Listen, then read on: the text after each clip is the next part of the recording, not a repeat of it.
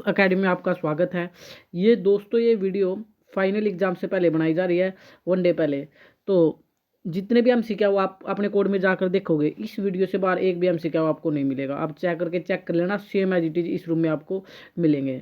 ठीक है, तो इस वीडियो को स्टार्ट करते हैं। और ध्यान से एक बात आप प्रसिद्ध एक लाइन को सुने, कोई भी लक्ष्य बड़ा नहीं, हारा वही जो लड़ा नहीं। तो आप आराम से हर क्वेश्चन वहाँ कर पाएंगे, ऐसी मैं कामना भी करता हूँ और आपको कंग्रेचुलेट भी बोलूँगा। तो साथ में चलो वीडियो को स्टार्ट कर देता हूँ, आप ध्यान से वीडियो को देखना। यदि 135 और 225 का एस या 45 हो तो उनका एलसीएम क्या होगा? अब आप लोग बताओ आप कैसे इस क्वेश्चन को करने वाले हैं।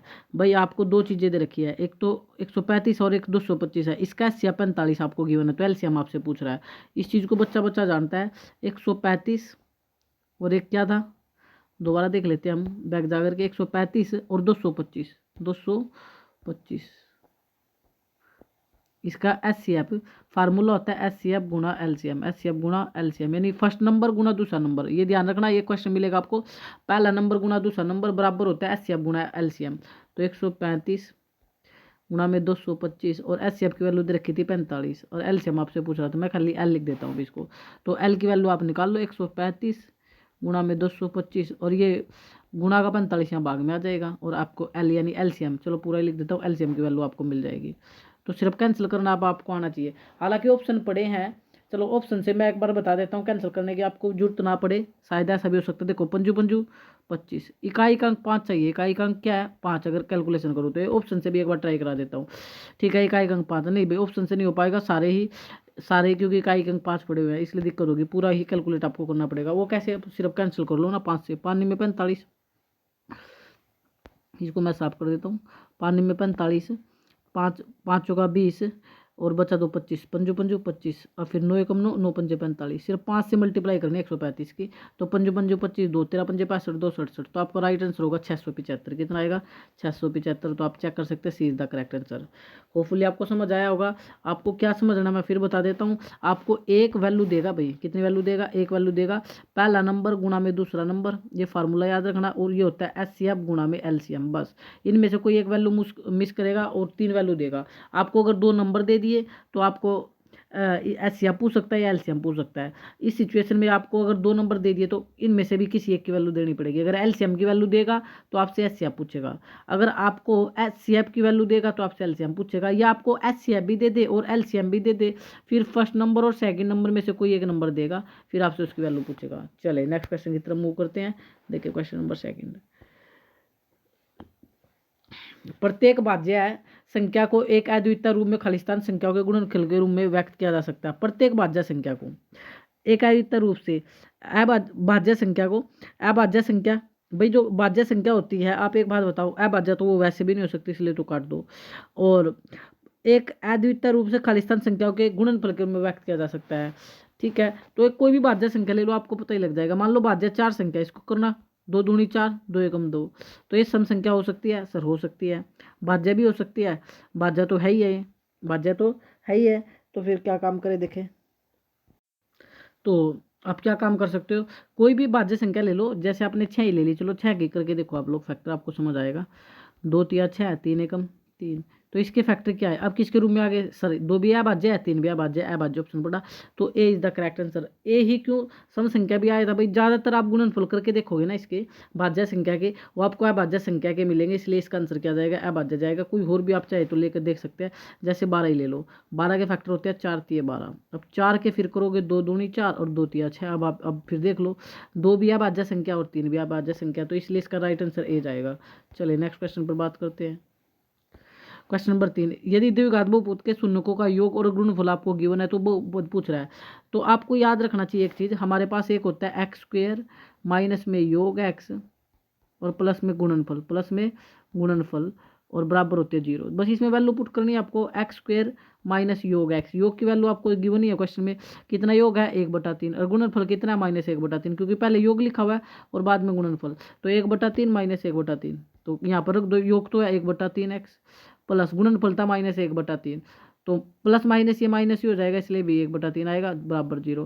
फिर मैंने बताया था जो अपोन में होता है उसकी मल्टीप्लाई हर टर्म से कर दो, यानी 3 आएगा, -1/3 एक्स और मल्टीप्लाई में 3 आएगा और इसकी भी मल्टीप्लाई 3 से करोगे बराबर 0, और इसकी मल्टीप्लाई भी 3 से, हर टर्म की 3 से मल्टीप्लाई करी। इससे क्या फ़ायदा हुआ, अपन में जो कैंसिल हो जाएगा, तो आपका आएगा 3x², माइनस में 1 की एक्स से करूँगा x, और माइनस का 1 और बराबर में 0। तो ये 3x² minus x minus 1 is the correct answer. आप ऑप्शन देख लो, ये आपको पता लग जाएगा। 3x² माइनस, ऑप्शन में 1 मिनट भाई दोबारा देखना क्या हमने निकाला था इसका, 3x² minus x minus 1, 3x² minus x minus 1, 3x² minus x minus 1। Option में ऑप्शन ही नहीं दे रखा दोस्तों, तो आप एक काम कर लो ना, इसको ठीक कर लेना, ये मिसप्रिंट हो रहा है क्वेश्चन, ठीक है ना। तो आपका इसका जो आंसर था वो आप लोग दोबारा देख लो, ये आंसर इज द करेक्ट है दोस्तों। 3x² minus x minus 1 is the correct answer. आगे बढ़ जाता हूँ, ऑप्शन में मिसप्रिंट हो रहा है। चले नेक्स्ट क्वेश्चन की तरफ मूव करते हैं, तो देखें नेक्स्ट क्वेश्चन क्या बोला, यदि एक एपी का तीसरा पद 12 है और 10वां पद 26 है, तो उसका 20वां पद, तीसरा पद कितना दिया, ध्यान से देखो सर, तीसरा पद के बारे में बताया कि तीसरा पद तो 12 है, ठीक है भाई, और एक और दिया कि 10वां पद 26 है, 10वां पद 26 है। तो बस ये सोल्व कर लो, इसका फार्मूला मैंने बहुत बता रखा है। A3 क्या होता है, A प्लस में 2D, एक कम वैल्यू लिखते हैं, बराबर वैल्यू है 12, और A10 का फार्मूला होता है A प्लस में 9D, और बराबर में कितना हो जाएगा 26, कितना हो जाएगा 26। तो अगले पेज पे करता हूँ। A3 का फार्मूला होता है A प्लस 2D, इसकी वैल्यू दे रखी है 12, और A10 दिया था, A10 का फार्मूला होगा A प्लस 9D, बराबर में इसकी वैल्यू कितनी दे रखी है, 1 मिनट भाई, इसकी वैल्यू A10 26 कितनी दे रखी है 26, तो बराबर आ जाएगा 26। ये आपको आना चाहिए। अगर आपको A5 निकालना है तो इसका फार्मूला होगा A plus 4D, A plus 4D, यानी D के साथ हमेशा एक कम लिखा हो जाता है, ये N का ही फार्मूला है। अगर आपको A7 का फार्मूला लिखना है तो क्या लिखोगे, A प्लस 6D, ये मैं बहुत बार बता चुका हूँ, आप लोग अब इस वीडियो को देखे ध्यान से, साइन बदलो और आपके सामने आंसर होगा। प्लस माइनस कैंसिल, माइनस के 7D बराबर आ गया माइनस के, ज़्यादा है 6 में से 2 गया 4, 14, माइनस से माइनस कटा तो D की वैल्यू क्या आ गई 14/7, 7 दूनी 14, D की वैल्यू तो 2 आ गई। D का मान इक्वेशन फर्स्ट में रख दो, तो A प्लस में 2, D की वैल्यू कितनी है सर 2, बराबर में 12 चल रहा है भाई, तो A प्लस 2 दूनी 4 बराबर में 12, तो A की वैल्यू यही निकाल देता हूँ, 12 प्लस का उधर जाकर माइनस हो जाएगा तो 8, A की वैल्यू कितनी आ चुकी है 8, A की वैल्यू कितनी आ गई 8, और D की वैल्यू कितनी आ चुकी है, D की वैल्यू 2। अब आपसे क्या पूछ रहा था क्वेश्चन में, वो आओ, आपसे पूछ रहा था उसका 20वां पद, क्या पूछ रहा है 20वां पद, तो निकाल दो 20वां पद। 20वां पद कैसे निकलेगा सर, अभी बताया था, A20 का फार्मूला क्या हो जाएगा, A प्लस में 19D, A प्लस में 19D, A की वैल्यू कितनी आई थी, अब वो देखो, A की वैल्यू आई थी 8 और D की वैल्यू 2, A की वैल्यू कितनी आई है 8 और D की वैल्यू कितनी आई है 2, तो कर दो 8, 19 दूनी 38, 38 और 8 46, तो इज द करेक्ट आंसर कितना होगा 46। चले नेक्स्ट पर बात करते हैं। क्वेश्चन नंबर आप लोगों का आ चुका है आपके सामने, question number 5, x² minus 5x plus 6 बराबर 0 के मूल पूछ रहा है, तो इसके मूल निकालने हैं भाई, x² minus 5x plus 6, x² minus 5x plus 6, इसके मूल निकालने हैं।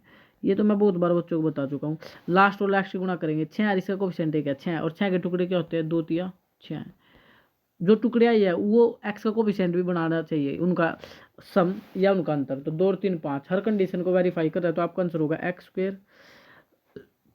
देखिए इसमें क्या करते हैं, पहला सेम, लास्ट सेम और बीच का साइन सेम, और बराबर में 0, ये पड़ी हुई थी ये। अब पहले बड़ा लिखेंगे, इस बात को हमेशा ध्यान देंगे, तो ये हो गया माइनस का 3x और माइनस का 2x। अब पहले 2 में कॉमन ले लो और लास्ट 2 में कॉमन ले लो, क्या कॉमन है दोनों में सर x, तो x से x कट गया, x माइनस 3 बचा, माइनस 2 कॉमन है, माइनस 2 से 2 कट गया तो x, और 2 तिया 6 हैं, लेकिन ध्यान देंगे बाहर माइनस है तो माइनस वाला तो हो जाएगा प्लस, माइनस वाला तो क्या हो जाएगा आपका, ये जो माइनस का साइन है ये तो हो गया प्लस, और ये प्लस का क्या हो जाएगा सर माइनस। ये क्यों हुआ पता लगा, क्योंकि बाहर ब्रैकेट में क्या आ चुका था माइनस, इसलिए। अब ये भी ब्रैकेट सेम और ये भी सेम है, एक फैक्टर हो गया x माइनस 3 और एक फैक्टर हो गया x माइनस 2 बराबर में 0। तो अब x माइनस 3 को भी 0 के बराबर रख देंगे, तो x की वैल्यू क्या निकलेगी, माइनस का जाकर उधर प्लस, और x माइनस 2 को भी 0 के बराबर रख देंगे, और x माइनस उधर जाकर हो जाएगा प्लस, तो x की वैल्यू कितनी आ जाएगी 2। ठीक है नेक्स्ट क्वेश्चन की तरफ देखें, ये आपका हो जाएगा। तो आपका आंसर क्या आया, एक बार देखो भाई क्या क्या था आपके आंसर, और आपका आंसर आया था x की वैल्यू 3 आई थी और एक x की वैल्यू 2 आई थी, तो 3 और 2 इज करेक्ट आंसर, 3 और 2। तो आप कौन सा देख लो, ये रहा 3 और 2, B is the correct answer. चले नेक्स्ट पर बात करते हैं। क्वेश्चन नंबर 9 पर आ जाओ, सॉरी क्वेश्चन नंबर 6 पर आओ। बिंदुओं ए और बी को मिलाने वाले रेखाखंड के मध्य बिंदु के निर्देशांक। बड़ा अच्छा क्वेश्चन है, मध्य बिंदु के निर्देशांक आपको निकालने हैं। इस सिचुएशन में क्या करते हैं, आपको बिंदु दे रखे -1 और 7 और 4 और -3, -1 और 7, एक वैल्यू ए बिंदु है -1 और 7 और बी बिंदु है 4 और 3। एक बार दोबारा देखो, बी बिंदु क्या है सर, बी बिंदु है 4 और -3, 4 और -3, 4 और -3। और मध्य बिंदु का आपसे पूछ रहा है, मध्य बिंदु का फार्मूला होता है एक्स निकालने का, x1 + x2/2, यानी एक्स में एक्स जोड़ना। यहाँ पर एक्स कौन है, ये रहा -1, ध्यान देंगे रे, एक्स ये रहा, क्योंकि ये हमारा एक्स है और ये हमारा वाई है, ये भी हमारा एक्स है और ये भी हमारा वाई है, बस इसको x1 y1 बोल देते हैं, इसको x2 और y2 बोल देते हैं। सिंपल सी कहानी इतनी, यानी पहले में पहला जोड़ेंगे, पहली वैल्यू -1, इसमें क्या ऐड करना है 4 और बटे 2, तो 4 में से 1 गया 3/2, ऐसे y निकाल लेंगे। y का फार्मूला क्या होगा, y1 प्लस में y2/2। तो y1 कितना है सर 7, प्लस y2 कितना है -3 और बटे 2, तो 7 में से 3 गया, यही तो बचा, प्लस माइनस माइनस, 7 में से 3 गया 4, 4/2, और यानी 2 से भाग करूँगा 2, तो आपके आ चुका है एक्स और वाई जो आपसे पूछ रहा था। तो वाई तो 2 आया है और एक्स अभी पहले निकाला ही था 10 पेज पर। एक्स कितना निकला था 3/2, कितना निकला था 3/2, तो यहाँ लिख दो 3/2।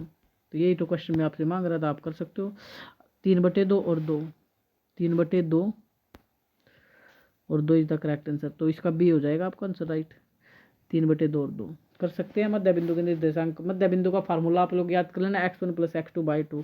क्वेश्चन नंबर 7, DE पैरेलल है BC के। देखो ये DE, ये आप लोग देख रहे हो, ये तो गड़बड़ हो जाएगी, ये रहा DE, ये DE, ये पैरेलल है BC के।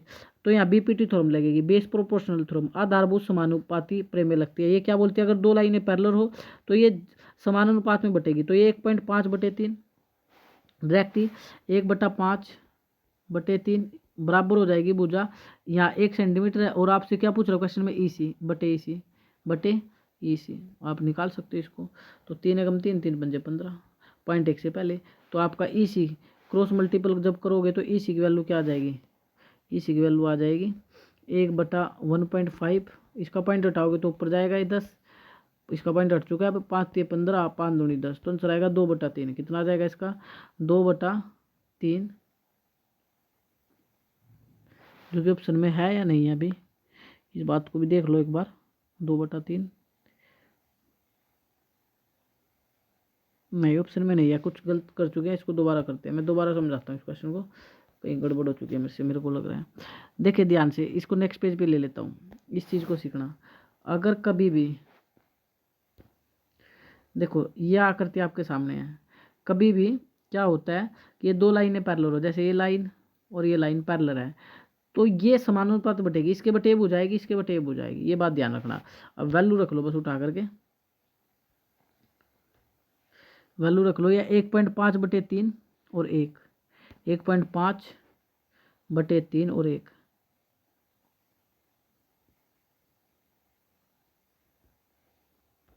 ये वैल्यू दे रखी है 1.5, ये वैल्यू 3 और ये एक वैल्यू, और इसको बोला था EC, और क्वेश्चन में EC मांग रहा है, तो आपका आंसर क्या होगा 1/5/3 बराबर में 1/EC आएगा भाई।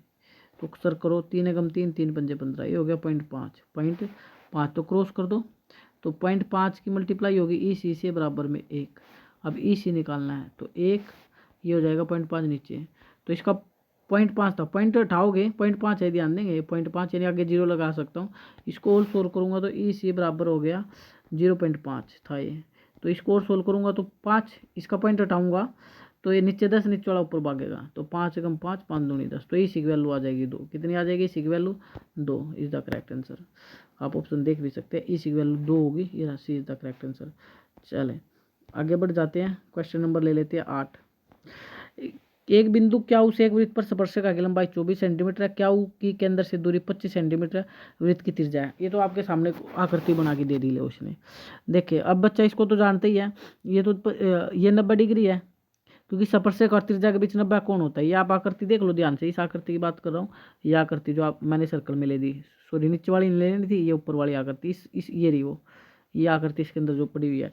तो आपको देखना चाहिए ये 90 डिग्री है, यहाँ टी पर कितना है 90 डिग्री है। जब ये 90 डिग्री है तो ये 90 डिग्री सामने ये हाइपोटेन्यूस हो गया, ये बेस हो गया और ये परपेंडिकुलर हो गया। और आपसे पूछ भी रहा वृत्त की त्रिज्या, वृत्त की त्रिज्या क्या है परपेंडिकुलर, जो कि OT आपको नजर आ रही होगी।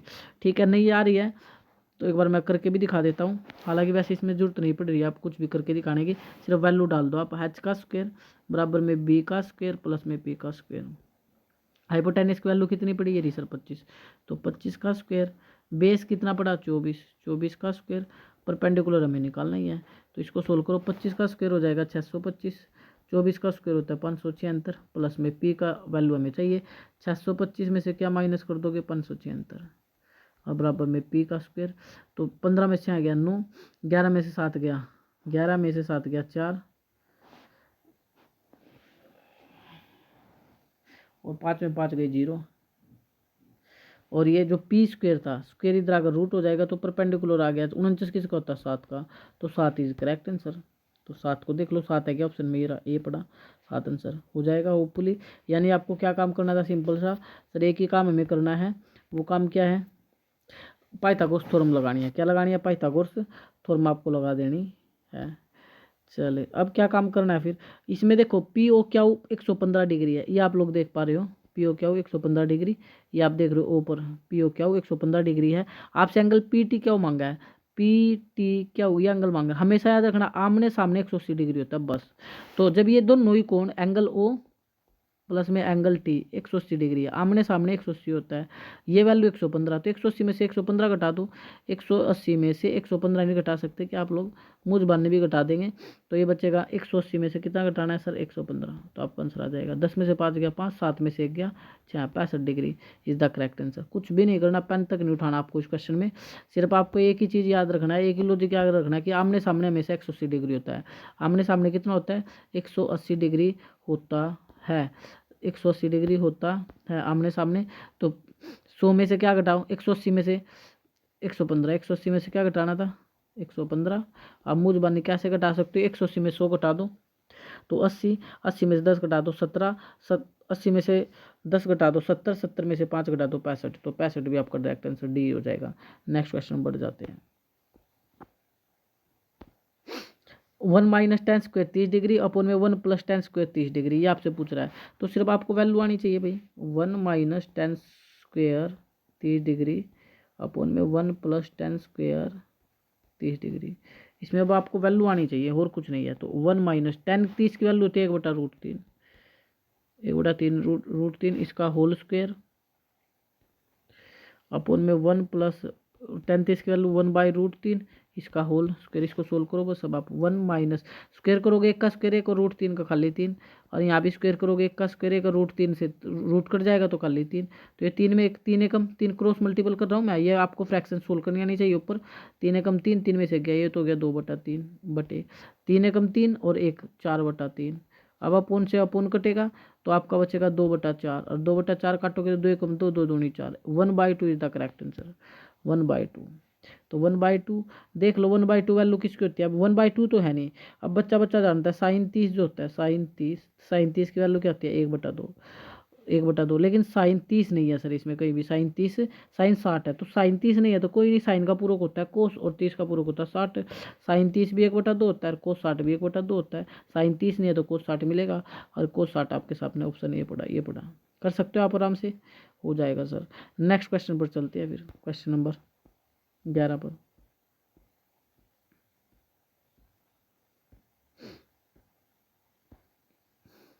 क्वेश्चन नंबर 11 में 3 30 degree minus 4 sine square 30 degree का मान होगा। यहाँ भी बच्चे को 30 की वैल्यू आनी चाहिए साइन 30 की, तो साइन 30 की वैल्यू मेरे को आप बता दो फिर बात बन जाएगी। साइन 30 तो 3 गुणा साइन 30 की वैल्यू कितनी होती है, साइन 30 होता है हमारे पास 1/2, साइन 30 क्या होता है 1/2 -4 साइन 30 होता है 1/2, लेकिन 1/2 की पावर देखो ना, साइन क्यूब 30 दे रखा, क्यूब भी तो है तो 1/3 की 3 भी करना पड़ेगा। ये तो क्या हो गया 3/2 माइनस ये कितना हो जाएगा फिर 4, एक एक की क्यूब एक ही होगी और 2 की क्यूब 8 हो जाएगी। कितनी हो जाएगी? 8 हो जाएगी। तो इसको करो तो ये कितना हो गया? अपूर्ण में 8 है, अपूर्ण सेम बना लो। अपूर्ण क्या बना लो? सेम, या एलसीएम भी ले दो। आप तो एलसीएम ही जानते होंगे अच्छे से लेना, तो मैं एलसीएम से ले देता हूँ। नीचे के नीचे भाग होती है, 2 की भाग करूँगा 8 से, 4 2 चौके 8, 4 3 12, माइनस 8 से 8 कटेगा 1, 1 की करूँगा 4, तो 12 में से 4 गया 8/8, और 8/8 कितना बचा? 1। 1 इज द करेक्ट आंसर।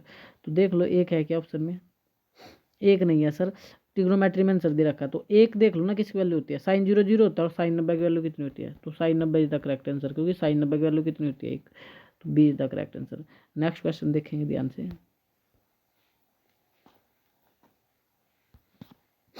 चलिए क्वेश्चन नंबर आपका आ चुका है फिर। क्वेश्चन नंबर 12, सेक 30 सेक थीटा बराबर 13/12 दे रखा है, तो कोस थीटा का मान पूछ रहा है। कोस थीटा का पूछ रहा है तो सिंपल है, इसमें कुछ नहीं करना। सेक का उल्टा कौन होता है ये बता दो आप तो डायरेक्ट। एस का उल्टा सी होता है। एस का उल्टा क्या होता है? सी। और सी का उल्टा एस होता है। कोस का उल्टा एस होता है।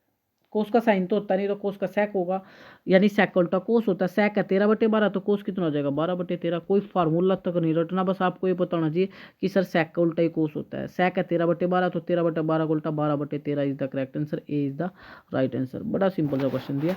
त्रिज्या आर वाले त्रिज्या खंड का थीटा क्या, जिसकी संगत चाप की लंबाई। चाप की लंबाई का सीधा ही फार्मूला होता है 2πr θ/360। तो देख लो कहीं आंसर है क्या? 2πr θ/360। A is the correct answer. A is the correct answer. सीधा फार्मूला चाप की लंबाई का फार्मूला, तो मैं लिख कर दिखा देता हूँ 2πr θ/360। याद रखना, इसको भूल मत जाना, वेरी इंपॉर्टेंट है। चले नेक्स्ट की तरफ बढ़ जाते हैं फिर। नेक्स्ट में क्या दे रखा? 6 सेंटीमीटर त्रिज्या वाले एक त्रिज्या खंड का क्षेत्रफल क्या होगा जिसका कोण 60 डिग्री है। तो त्रिज्या खंड का क्षेत्रफल, रेडियस है 6, पहले देखे रेडियस है कितनी? 6 सेंटीमीटर, और थीटा कितना था? 60 डिग्री। तो त्रिज्या खंड का क्षेत्रफल, त्रिज्या खंड का क्षेत्रफल क्या होगा फिर? πr² θ/360। यानी भाई फार्मूला तो आना ही चाहिए। पाई है 22/7, रेडियस है 6 गुणा 6, थीटा है 60/360। एक बार मैं वैल्यू देख लेता हूँ, यही थी कि ना 16 पेज पर, बिल्कुल। रेडियस है 6 सेंटीमीटर और थीटा 60 डिग्री। रेडियस है 6 सेंटीमीटर, तो मैंने भी तो ये ली थी। रेडियस 6 सेंटीमीटर, थीटा है 60 डिग्री, थीटा है 60 डिग्री। चले अब काट दो, 60 से काटोगे तो 6 आएगा, 6 से कटेगा 6, 22 का 132/7 square centimetre is the correct answer. 132/7 option check करो, 132/7 C is the correct answer. चले नेक्स्ट की तरफ बढ़ जाते हैं। उस शंकु का आयतन क्या होगा जिसकी त्रिज्या 3 सेंटीमीटर, ऊंचाई 7 सेंटीमीटर है। शंकु के आयतन का फार्मूला होता है πr²h/3 भाई। सिर्फ इसमें वैल्यू डालनी है। देखो पाई तो ऑप्शन में पाई है, इसलिए इससे तो कुछ बोलना ही नहीं। और रेडियस हमारे पास कितनी है? त्रिज्या 3 है, तो 3 गुणा 3, और एच हाइट कितनी है सर? 7, और बटे 3 भी आएगा, 3 से कट गया 3, तो 7 या 21 पाई, 7 या 21 pi is the correct answer. कर पाओगे? 7 या 21 पाई, तो 21 पाई कौन सा हो गया? ए। कर लोगे आप लोग आराम से। नेक्स्ट क्वेश्चन 16, बहुलक पूछ रहा है। क्या पूछ रहा है आपसे? बहुलक पूछ रहा है। बहुलक होता है सबसे ज़्यादा फ्रीक्वेंसी, सबसे ज़्यादा फ्रीक्वेंसी। बहुलक क्या होता है? सबसे ज़्यादा फ्रीक्वेंसी। तो सबसे ज़्यादा रिपीट देख लो कौन हो रहा है। 5 कितनी बार रिपीट है सर? 3 बार। देखो ना 5, एक तो ये रहा, एक ये रहा, 2 ही बार है तो भाई 5, तो 3 बार नहीं है। फिर देखो या तो 5 होगा, 3 कितनी बार है? 3 3 बार है, 1 2 3, तो 3 इज द करेक्ट आंसर। 3 के अलावा कोई और वैल्यू देखना। 4 कितनी बार है? 1 बार। 6 कितनी बार है? 1 बार। 2 कितनी बार है? 1 बार। बस ठीक है, तो ज़्यादा सबसे रिपीट कौन है? 3 है, तो राइट आंसर 3 होगा। राइट आंसर क्या होगा आपका? 3 होगा। बहुलोक होता है जो सबसे ज़्यादा बार रिपीट होता है, इस बात को आप ध्यान रखना, क्वेश्चन हो जाएगा भाई। चलिए नेक्स्ट क्वेश्चन की बात कर लेते हैं। क्वेश्चन नंबर है वर्ग ये 17, इसमें आपको माध्य पूछा है। तो माध्य क्या होता है? माध्य, इसमें भी माध्य डायरेक्ट नहीं निकाल पाओगे, फार्मूले से आपको करना पड़ेगा। आंकड़ों का योग बटे आंकड़ों की संख्या करनी पड़ेगी। माध्य का फार्मूला होता है समेशन FI/XI/।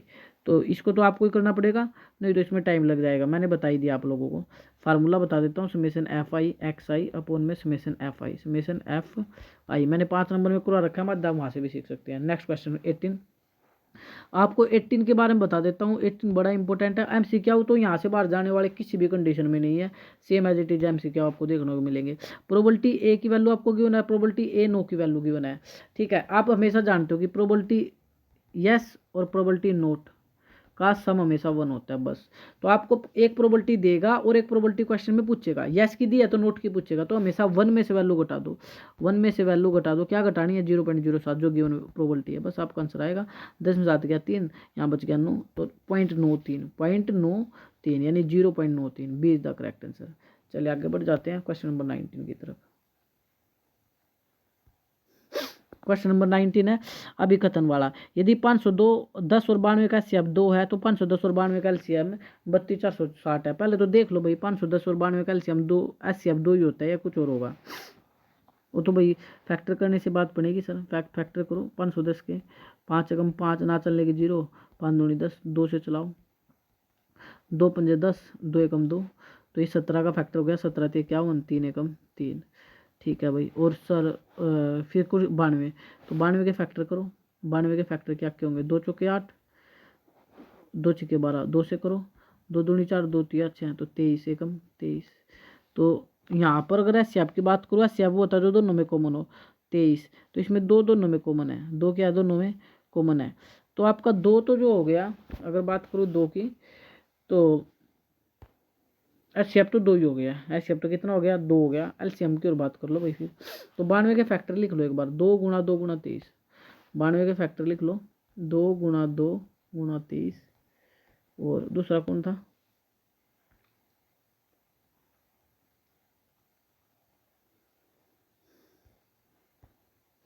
510, इसके है 2 गुणा 5 गुणा 3 गुणा 17, 2 गुणा 5 510,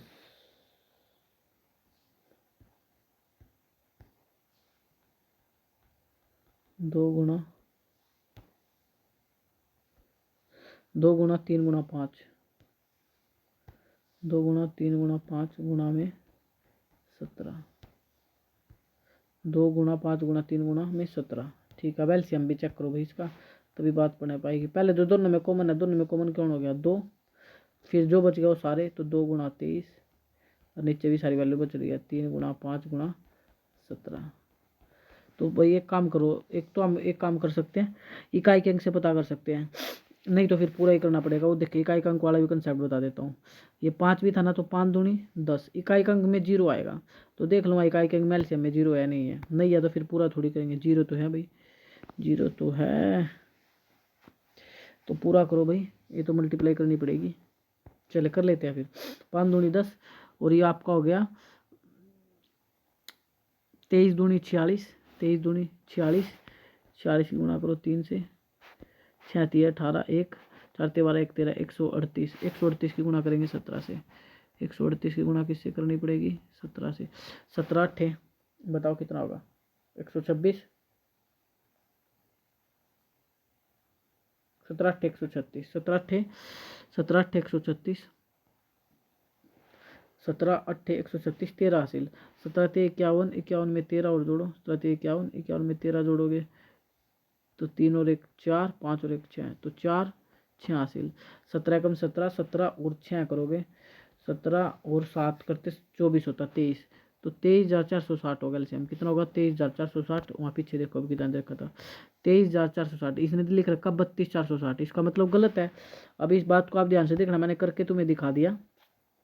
अब देखो अब इस चीज़ को सीख लो, एचसीएफ तो 2 ही निकला था, लेकिन एलसीएम ये नहीं निकल रहा आपका, इसका मतलब ये है फिर, ठीक है। अब आगे आओ, ये तो गलत हो गया, यानी अभिकथन ए तो गलत है, ए गलत है, और इस पे आर को भी देखो फिर, जो कारण है रीजन, ये बोल रहा है एचसीएफ गुणा एलसीएम बराबर ए गुणा बी होता है, बिल्कुल होता है, तो मैंने पहले ही बताया था, एचसीएफ गुणा एलसीएम बराबर होगा पहला नंबर गुणा दूसरा नंबर, पहले नंबर को ए बोल रहा है, दूसरे नंबर को बी बोल रहा है, तो ए गुणा बी, ये बिल्कुल ठीक है भाई, ये बिल्कुल ठीक है, कारण आर ठीक है, ये रहा ए गलत है, अभिकथन ए गलत है, और परंतु उत्तरक आर सही है, इसका आंसर डी जाएगा, 19 का आंसर क्या जाएगा डी जाएगा।